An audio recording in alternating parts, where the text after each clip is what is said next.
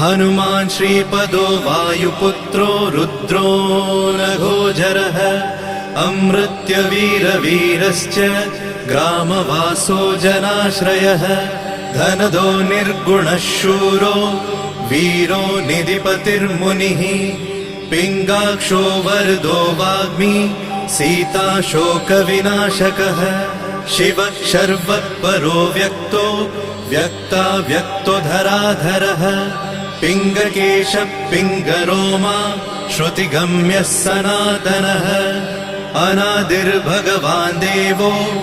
विश्वहेतुर्जनाश्रयः आरोग्यकर्ता विश्वेशो विश्वनाथो हरीश्वरः भर्गो रामो रामभक्तः कल्याणप्रकृतिस्थिरः विश्वम्भरो विश्वमूर्तिर्विश्वाकारश्च विश्वपः विश्वात्मा विश्वसेव्योऽथ विश्वो विश्वहरो